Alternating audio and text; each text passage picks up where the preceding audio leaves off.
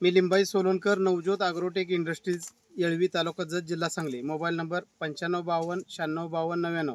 तर आज आपण आलो आहोत येळवी गावातील एक प्रगतशील शेतकरी अशोक रामचंद्र कदम यांच्या मका प्लॉटवरती आपण प्रत्यक्ष पीक पाहणी या कार्यक्रमासाठी आज इथं हजर राहिलो आहोत. तर या ठिकाणी छानसा असा एक कार्यक्रम पार पडलेला आहे. तर आपण जे शेतकरी आहेत अतुल कदम त्यांच्याकडून आपण जाणून घेणार आहोत की त्यांनी मका कोणती केली आणि त्यांना मकाई कशी वाटली. नमस्कार. नमस्कार. मका कोणती केली तुम्ही? हायटेक सोना 51 आहे. हायटेक 5101 सोना. हा. तुम्हाला मका कशी वाटते? मका एकदम चांगली आहे. करप्या पडत नाही, उंच आहे, कंच मोठी आहे ते. कंचमुटे. तर तुम्ही मला वाटते 4-5 वर्षापासून मका करताय. होय. तर गेल्या वर्षी तुम्ही मका केली होती. गेल्या वर्षी केलेली मक्याला कुठल्या कंपनीची केली ते माहित नाही. पण गेल्या वर्षी जी मका केली त्या मक्यावरती करपा बऱ्यापैकी पडला होता. करपा पडला. तुम्ही सांगितलं होतं. होय. तर या मक्यावरती तुम्हाला करपा वगैरे कुठं काही दिसत नाही, काय नाही. मक्याची हाईट भरपूर आहे.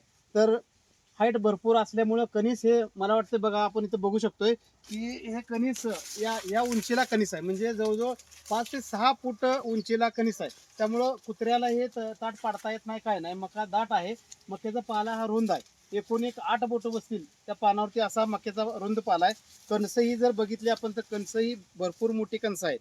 त्यामुळं शेतकऱ्यांना उत्पन्न आणि जनावरांच्या चाऱ्यासाठी मुरघास असा ह्या मक्याचा दुहेरी फायदा आहे.